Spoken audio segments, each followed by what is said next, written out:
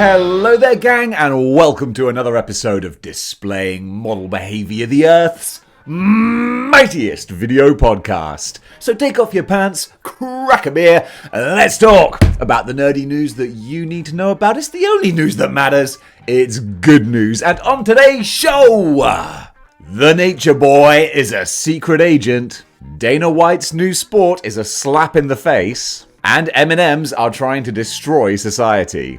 But as you know here at Model Behaviour, action figures always come first, or sometimes not at all. So let's talk about them. First of all, a huge thank you to Custom Creations over on Instagram for sending me this awesome looking fire hydrant dude. I said thank you to you personally, but I want to give you a shout out on the show, guys. Go and check him out. If you think this looks awesome, it's because it does. It's going to tie the whole scene together. I'm looking over at my diorama right now. Mwah, chef's kiss. Looks fantastic, brother. Thank you so much, folks. Go hit him up on Instagram. Put your orders in now. I think he's going to be a busy bee. Speaking of being a busy bee, the good folks over at Marvel Legends UK, the Facebook group, are going to be busy making more Schnicked-Bub Wolverine claws that they were kind enough to send me to make my Wolverine look a little bit extra because let's face it, Hasbro, state of your Wolverine claws, mate. So yeah, guys, thank you so much for these. You know the way to my heart. It's through free stuff. So guys, honestly, that's awesome. I'm going to make my Wolverines look so much more badass as long as I don't drop these. I'm the worst. Guys, thank you so much. And now, let's talk about some new toys. So, there I was, just about to post this very video that you are currently watching, and what happens? Hasbro go and drop a new Marvel Legend. So of course, we drop everything and we come cover it. Why? Because we still love Marvel Legends, no matter how much I moan about them. But this one, there might not be any moaning. A Target exclusive Yondu. Yeah, I know, fictionally, if Dan, Dwight, and Ryan ever watched this show, they'd be like, alright, come on, Dave, time for you to dump all over our product again. Nuh-uh. I really like the look of this guy. I think because Yondu, the comic book classic Yondu, is so toyetic, so brightly coloured with his crest fin, and he's got the bow and arrow and everything. I like him. I like the look of him. And he's $24.99, which is, yes, it's the price increase, but it's not the bonkers price increase. I get it. We live in the age of $24.99 being standard. I can deal with that. I don't like it, but I can deal with it. You know, that's not a crazy price. But also, I see you're trying to condition me, aren't you, Hasbro? You're trying to do insane prices, so that therefore when you do a normal price, I'm like, oh, thank you very much. This is not a ridiculous ripoff. So I'm going to just, curtail that praise. It's a reasonable price for a reasonable figure, bearing in mind that prices are still crazy high. Ah, there we go. So it's the older body with the pins. That's a little bit of a shame, okay? But I know that they did say they are phasing out the pins, not that they are dropping them. So not everything is going to go pinless instantly. Still, it is a little mark against it. But what is going for it is just a nice looking figure. Kind of dig that. From the initial pictures that have been released, it doesn't look like he comes with any extras besides his archer's quiver and arrows and bow. I think that's it. So no other head sculpts, no other hands. It's a little bit of a shame. His face is kind of neutral, which is fine. But I mean, come on, you know me. I'd always love more of a battle-ready kind of look. But for anyone building out their, I was going to say Starjammers, but it's more Guardians of the Galaxy, of course. But basically, Cosmic Marvel, the wider Cosmic Marvel universe, they're doing great. This is a good time to be someone who collects all of these different sublines and whatnot. So yeah, it's going to be a Target exclusive, $24.99, spring this year. You know what? Not a bad looking little legend. First up, for all you Mezco collectors, myself included, Bishop is finally starting to ship by the looks of things. We're getting some pictures of packaging, and some people seem to be getting some notifications, and finally the ball is rolling. On the Forgotten X-Man that we were wondering, is this guy ever going to come out? Yes, it seems like he is. Now I have to wait and hope that maybe he might make it to the UK before I leave the country. I don't know. I think it's going to be a photo finish. I would love to just put him in my X-Men display before I go. before I pack it all up. I just want to place him there and go, job done.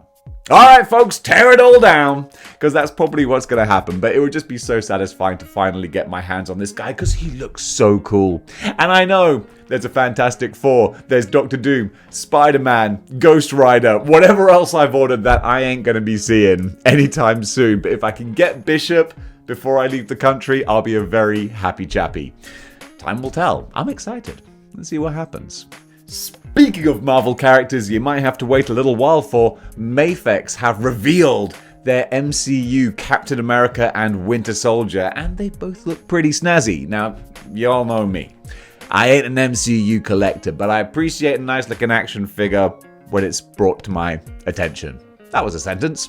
So Captain America and Winter Soldier, both of them, 3 different head sculpts. I really like the bashed up or scratched up looking Captain America shield. That looks awesome. So both these guys, there you can add them obviously to your Mafex MCU line, which they got some bangers in there. They got some nice looking characters, some Iron Men, Spider-Mens. They're doing a good job of building out your MCU. If you don't want to go just for the Marvel Legends, you have money that's burning a hole in your pocket, as you know we all are at this economic time in the world, then why not treat yourself to a couple of nice looking Mafex MCU characters? They do look good. They do look good.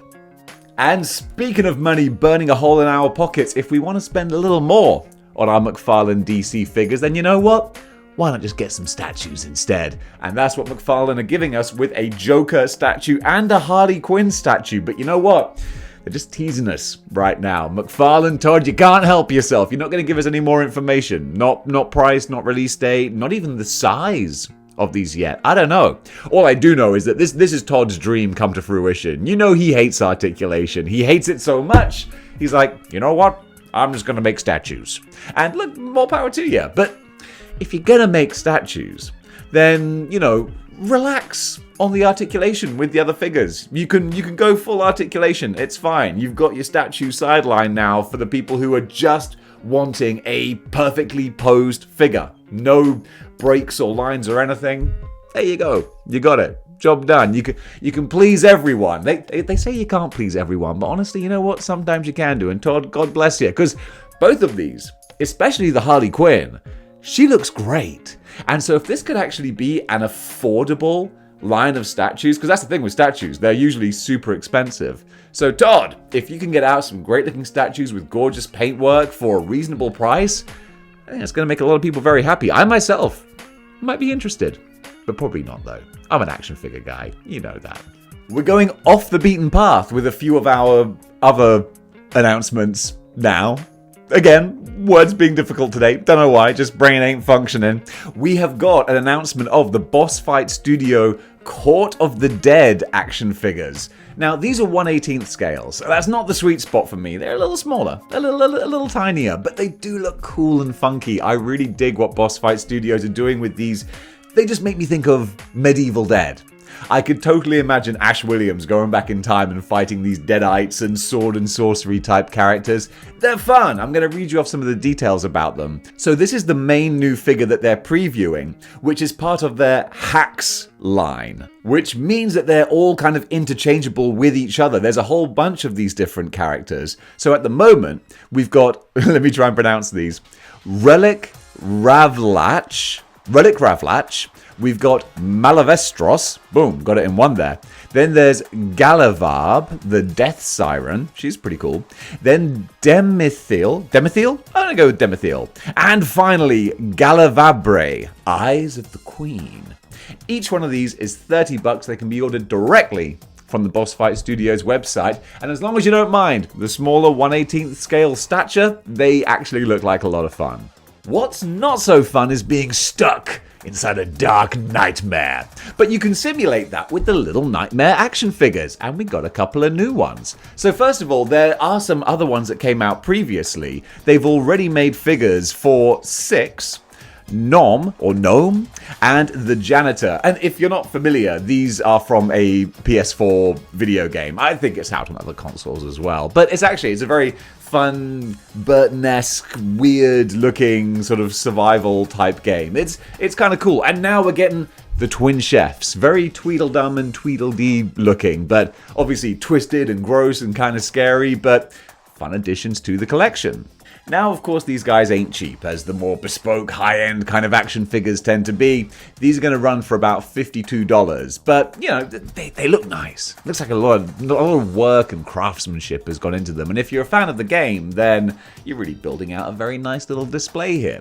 So these fellas are going to be available around about summertime this year. They're penciled in June, July. So, yeah, a little bit too grotesque for me and my shelves, but if you like your horror games, have at it. Beast Kingdom have shown a little preview of their Disney Pinnociho figure, and they're doing great with their Disney figures. Disney are getting a lot of classic figures from different creators. Super 7's Disney characters, I think, look really nice as well. I don't know how well they hold up in hand, but they look pretty. And Beast Kingdom, they're going to the next level. So you got this Pinnociho here with all the soft goods and all that kind of thing going on.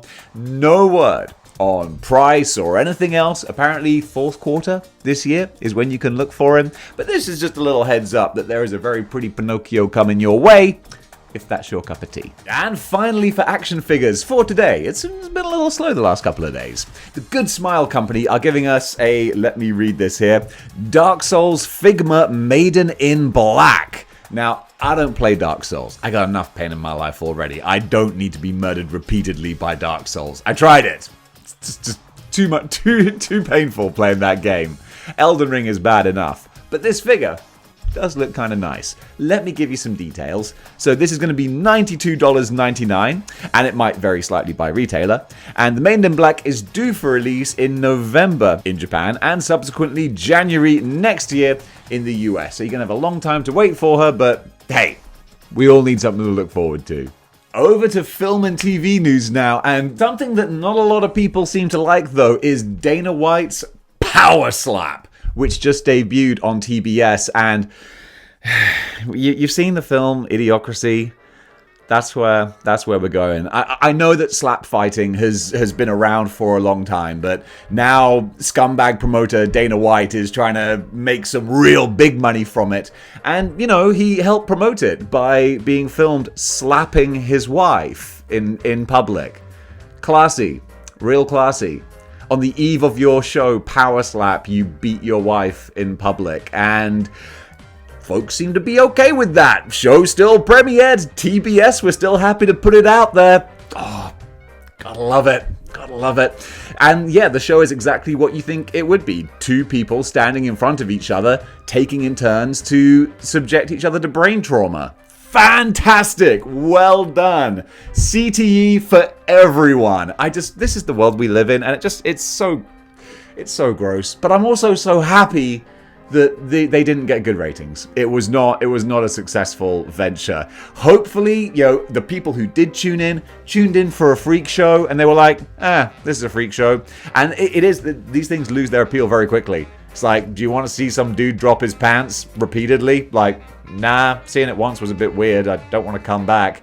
I can't believe that even a channel was willing to go, yeah, guaranteed brain trauma? Because at least with boxing or mixed martial arts, you can defend yourself. That's the whole point. What does the referee say before any fight? Defend yourself at all times. What will the referee do if you're not defending yourself? Stop the match so you're not smacked in the face without any kind of defense. It's just, oh my goodness.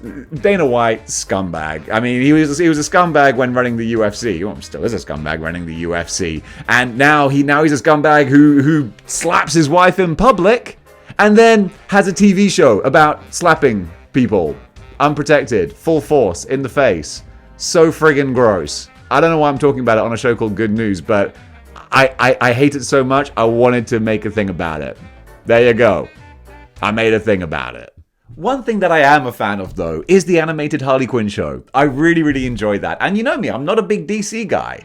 But this is just such a fun, ridiculous show that I think even if you're like a DC purist who doesn't want to cheapen the characters, I don't think this show does it because it's its own little thing. It's like the Super Friends or something that is very removed from your classic DC canon. But at the same time, it does kind of stay true to a lot of the DC characters' actual personalities, just turned up to 11 and made a little bit more ridiculous, and I have a lot of fun with it. And now they're doing a Valentine's Day special.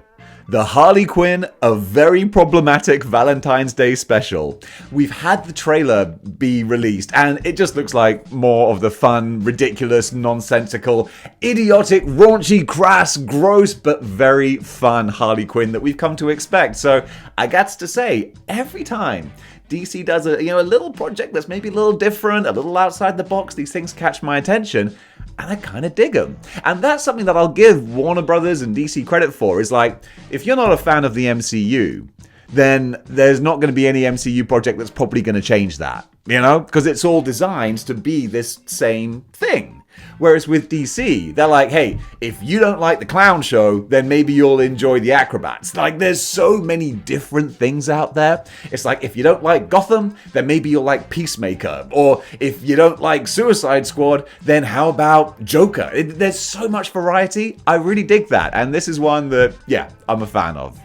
Over in comic books now, Marvel is gearing up for their summer of symbiotes, and it's going to be a lot of symbiotes, alright? It's going to be more symbiotes than you can shake a stick at, and I'm all down for it. I generally do love Venom and the, extended cast of characters. Sometimes it can be a little bit too much though, and this summer we're going to test that theory. First of all, we've got Extreme Venom-verse, which is basically, it's a riff on the Spider-Verse. A lot of alternate takes on Venom from different timelines and realities and all that kind of thing, but some of the designs look kind of fun. I'll probably be on board to watch this one. And then also, following that, we're getting Death of the Venom-verse, which is not a bad thing in as much as it seems like Marvel are kind of going, okay, we've done a lot of these verses now. We need to kind of cool it on this. They're currently in the middle of the end of the Spider-Verse story, which is good because it's terrible and it needs to be finished. I'm sorry, I was a fan of Spider-Verse and Spider-Geddon, but this last one, this end of the Spider-Verse, whatever,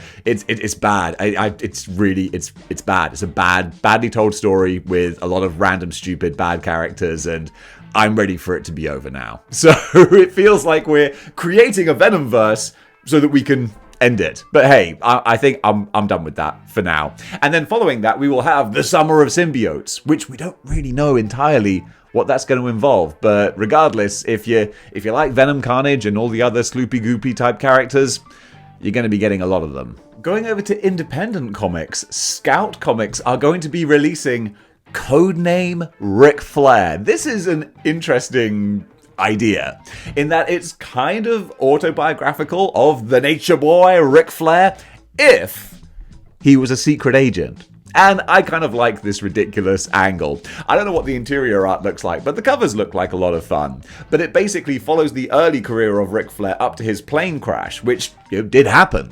And then after the plane crash, he apparently becomes a secret agent with the cover story of being a pro wrestler.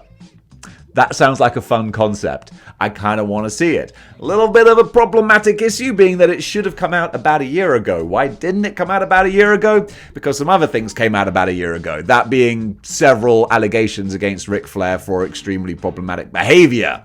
So the company was like, should we sit on this for a little while? Let's sit on this for a little while. And apparently those issues have been resolved. One way or another. Don't want to get into it because it's not good news. What is good news is a fun-looking comic book. This looks like an interesting read. I might give it a go. And finally for comics, there's just a fun little team you can now build. Punisher 9 has Doctor Strange assemble a group of Marvel heroes with the purpose of probably taking down, if not straight up murdering Frank Castle if they need to. Those of you who have been reading The Punisher know that Frank Castle is now the leader of the Hand, technically. He is like their chief murderer, basically. And Doctor Strange is like, this could end badly. So he has assembled a team which includes himself, Captain America, Black Widow, Moon Knight, and Wolverine. It's a pretty damn good team right there. And you can assemble this whole group of people with your Marvel Legends, which is what I always love doing. That's what got me into collecting Marvel Legends. The fact that they have so many different characters and so many different permutations of those characters, you can build out just about any team that, springs to mind. So this is a fun one. Doesn't have a team name yet, but it should do. Guys, what should this group be called? Comment below. Let me know.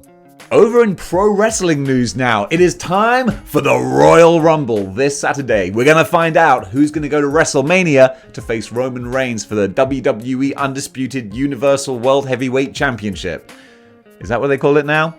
And originally, it was highly tipped that The Rock was going to return and he was going to have a big comeback match at WrestleMania against his cousin Roman Reigns. Now it seems like that might not be the case because apparently The Rock just doesn't have time to get in shape with all of his other projects and all his time on Twitter trying to claim that Black Adam was successful. He's not able to get in wrestling shape to do this one match. So it seems that his replacement might just be a certain Texas rattlesnake. That was a terrible Steve Austin voice, but it's going to be Steve Austin. Maybe. That's what the biggest, hottest kind of rumor is at the moment. Austin's going to do something at Mania. Like that is, after last year went so well with Kevin Owens, he's going to do something. And now they're thinking, if we're not going to get The Rock, then Stone Cold Steve Austin challenging Roman Reigns might be the biggest money match they can do. And honestly, I'd be inclined to agree with that. It's a shame that kind of shuffles Cody Rhodes' big comeback story off to the side, and I would love to see Cody come back and win the title at WrestleMania. But if you want the biggest bang for your buck for one night, then Stone Cold Steve Austin, that would be the way to go. Honestly, I would kind of like to see that. Over in video game news now, and Marvel's Avengers is over. It's finally been cancelled. They've put that game out of its misery, and honestly, it really needed it. That was just one of those kind of dead on arrival type video games. As soon as it was announced that it was going to be like a live service, we started to get a little bit worried. And then we saw the designs of the characters that looked like knockoff Poundland Avengers. It's like, these aren't the MCU Avengers. And these aren't the comic book Avengers. These are the direct-to-DVD Transmorphers Avengers. These are the cheap rip-off versions. And it's like, no, what are you doing, guys? And then we played the actual game. And it's just a mindless button-mashing brawler, essentially. There's really so little to it. It's amazing it lasted as long as it did. Which sucks for anyone who did invest time and expectation and money into playing this game, because it was touted as being a live service that was going to go on for years and years and tell this whole big story that they had. But they were making claims about building a house which they didn't have any bricks for. It had a whole big pile of ugly looking sand. And they're finally like, you know what? People aren't playing this game. We're closing those servers. So folks, if you enjoy playing Sony Marvel's Avengers Online, Lord help you. Then there's, I think, a few weeks left, and then they're finally saying, all right, we're done with this. I can't say I blame them. Ah, man, I just realized that also means that Hasbro probably aren't going to finish building their video game Avengers team. What the hell am I going to do with my stealth suit Captain America? Maybe he'll sell for big bucks. I don't know. Possibly. Who wants him? Over in Cosplay Corner, want to give a shout out to Elizabeth Rage, who is a cosplayer who also is dabbling in pro wrestling, and those are just two great tastes, boom, that taste great together, like chocolate and peanut butter. That ties into the final story coming up after this one. More of that later. In the meantime, though, go give her a follow on Instagram because, don't get me wrong, she's doing pretty well. A few 100,000 subs? Yeah, I think that's a pretty good stats for Instagram. But I wanted to give her a shout out too, because some of those cosplays look really awesome, bright, vibrant, colourful, with just the right amount of gratuitous cheesecake. So God bless you, Elizabeth Rage. Keep up the great work, and maybe we'll see her in pro wrestling ring sometime. I don't know. You never know what cosplayers are going to do next. And finally, M&Ms are trying to divide humanity, okay? They really are. This is a story within a story, okay? This is my little editorial J. Jonah Jameson take on this, all right? The story that's doing the rounds is that M&M are retiring their M&M characters. The little anthropomorphic M&Ms with the faces, and they're saying the reason they're doing this is because they are causing too much dissension and dispute amongst people, some of whom are claiming that these M&Ms don't represent people the way that they should do, and other people saying that they do and they shouldn't be changed, and you know what? Nonsense. Absolute nonsense. So M&M, Mars, the company, is saying, we're going to retire these characters because we don't want this political separation. And we're going to bring in, is it Maya Rudolph, as our spokesperson instead. Garbage. That's not true. They are manufacturing dissent to advertise their product, which is kind of working because I'm talking about them, but I'm talking about them saying, anytime you see M&M's or Maya Rudolph or this whole ad campaign, let that serve as a reminder to not buy M&M's or anything from Mars, because they're literally using politics, divisive politics that separate people into different camps. They're doing that to sell chocolate. That's all it is. No one cares if a purple M&M has lipstick. No one cares if a yellow one is wearing Doc Martens. No one cares. But they're saying that people are, to divide people, so that people on the left are like, oh, people on the right don't care about stuff. People on the right are like, look how woke leftists are. No one's saying that. They're not. No one cares. But M&M's are saying that people care, so that they can have an excuse to get people talking about them. All right? So that's all I'm saying. No one cares what the gender of chocolate cartoon characters are. No one cares. No one cares. There are real things to care about in this world. So, anytime you see a story about M&M's doing the right thing and bringing humanity together by being politically correct and removing their feminine and masculine and gender-neutral M&M's from their advertising, no. They're just trying to inflame people. And that's so gross. We should be trying to bring people together. So let's all come together by recognizing that this was something cooked up by a board of marketing directors sat in a room saying, how can we increase our product's exposure? Let's fan the flames of divisive culture politics. Oh, I was not born with enough middle fingers for these soulless corporate advertising vultures. Scumbags, I tell you. So you know what? Anytime you want an M&M, go eat an apple or something. Don't give your money to this kind of marketing campaign garbage, because that's what it is. Ugh, made me mad just talking about it. And folks, that does it for Good News for today. Thank you so much for watching. What did you think about the stories covered? Comment below. Let me know. And also, I spoke about a lot of non-action figure stuff, from Power Slap to M&M's. No, I say M&M's, not Eminem the rapper. He's one of the few things I didn't cover. But yeah, what do you think about these different stories? Do you like just watch the action figures and then just switch off? I mean, if you do, you wouldn't be watching this bit, so you wouldn't know to comment. Yeah, I should have said that at the start really, shouldn't I? We're here now. Guys, thank you for watching, and until next time, keep displaying model behavior.